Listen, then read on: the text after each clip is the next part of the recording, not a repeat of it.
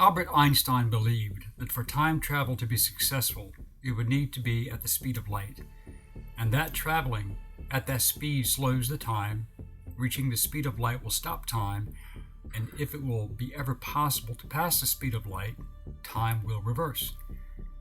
Another theory was that time passes slower for objects in a gravitational field than for an object which is far from such a field, but he said it was possible. Did the Germans invent a time machine, being an anti-gravitational machine known as die Glocke, or the bell? What was the purpose of the supposed anti-gravity machine? If they were successful, why do we not have their captured prototype and research? Hello, I'm Colin Heaton, former soldier, Marine Corps scout sniper, history professor, historian and book author, and we will answer these questions and other issues on this segment of Forgotten History.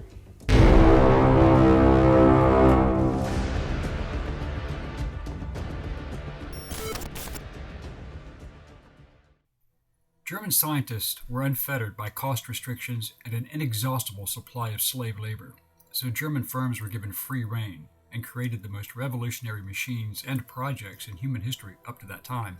The earliest mentions come from the 1920s during the Weimar era, with the supposed development of the RFZ-1 anti-gravitational flying saucer, possibly with an anti-magnetic propulsion system.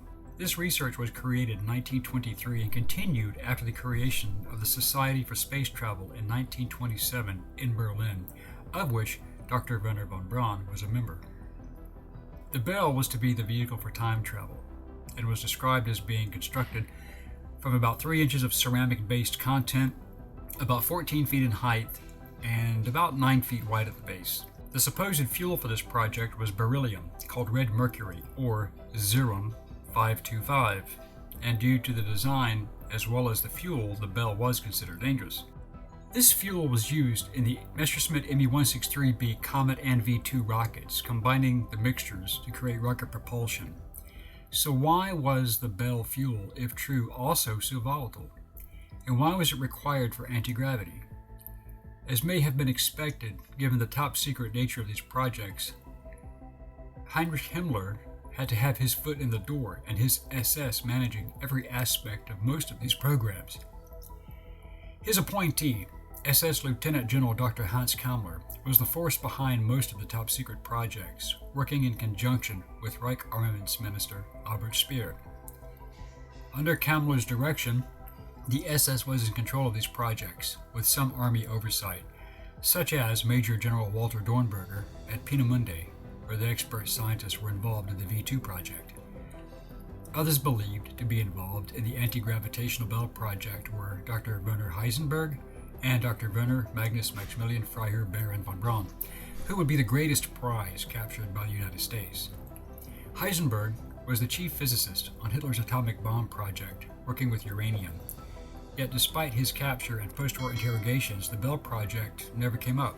Heisenberg had built an atomic reactor, yet was never able to complete his atomic bomb project for a variety of reasons. Likewise, von Braun, the rocket genius, never mentioned the project as he created the Redstone, Gemini, and Apollo programs and the Saturn V rocket. Yet, although Operation Paperclip harvested the best and brightest German minds in the fields of science, nuclear fission, electronics, aeronautics, and rocketry, and Operation Lusty grabbed all the high-tech German weapons, aircraft, and technology, why did they not also capture the mysterious and unknown Bell and its scientists, along with their research documentation? The Western Allies had the V-1 flying bomb, the V-2 ballistic missile, the Messerschmitt Me-262, the Heinkel He-162 Volksjäger, or People's Fighter, and the Arado AR-234 jets, the Messerschmitt Me-163B Comet, and the Bockum 349 Natter rocket fighters, and the Fritz-10 radio-guided missile that sank the Italian battleship Roma, etc. They had also captured and built the high-tech electric-powered stealth submarines with propulsion systems that were decades ahead of the Allies' technology. Also captured were additional ultra-sensitive radio, airborne radars, and emission detection systems used by the Luftwaffe Night Fighter Force, as well as infrared technology. But what about the bell? Yet despite the lack of any mention of the bell in the immediate post-World War II intelligence and interrogations, in 1960 there was a French publication titled The Morning of the Magicians, translated into English in 1963, that first mentioned the Bell Project. Some of these subjects also included Himmler's and Hitler's fascination with the occult, other secret projects already mentioned, and even Germany's handling of UFOs for gathering their technology. Part of this theory was sustained by the development of the various Horten aircraft designs, such as the Horten HO-229 Flying Wing, also known as the New York Bomber. It has been surmised that the Horten brothers used captured alien technology in their design of their aircraft designated number 18, which is the design of the Northrop Grumman B-2 stealth bomber. Due to the perceived mass of German technology and the subsequent research and development at places such as Area 51, the rise in UFO interest is probably explained. The greatest issue with researching the Bell is the unusual lack of documentation, which is contrary to all the other Germany-operated special weapons and development projects, all of which became part of Operations Paperclip and Lusty at the end of the war. In fact, it would appear that the only hard source is from a supposedly affluent and interesting Polish intelligence officer who was privy to documents gathered from the interrogations of captured SS project officers. However, we do not have the names or copies of any of this documentation. Otherwise, the very story itself seems to have possibly sprang from the intense interest and sensationalism of the science fiction community and conspiracy theorists. Rumors even surfaced that Hitler used the time machine to escape to parts unknown. Even the moon has been mentioned. The anti-gravity mechanism would have been revolutionary if in fact it existed and worked.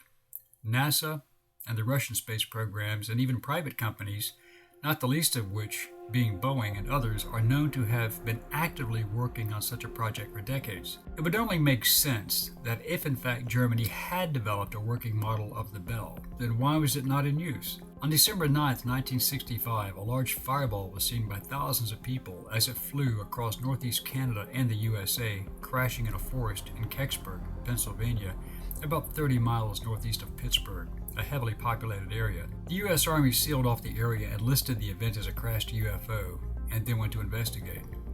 Despite the rumors and conspiracy theories, it was determined that the UFO was in fact the Soviet satellite Cosmos 96 that had re-entered the Earth's atmosphere, leaving a long fire trail behind it. Many initially believed that this was in fact the Nazi Bell that had been traveling through time and returned to Earth. The only seemingly supportive piece of evidence is the hinge in Poland, where the structure was believed to have been where the Bell was being developed and tested. But if so, then that would have placed the Bell technology and scientists within reach of the Red Army, so logically they would have secured the evidence unless the workers escaped to the west with von Braun and Dornberger. Other than rumors, we do not have any confirmation that the Bell ever existed, but it does make for a good story. We hope you enjoyed this segment of Forgotten History. Please click like and subscribe for free, and please stay tuned and be engaged and informed. Send us comments if you have questions or even show ideas, and we will respond to all requests and comments as soon as we can. Thank you.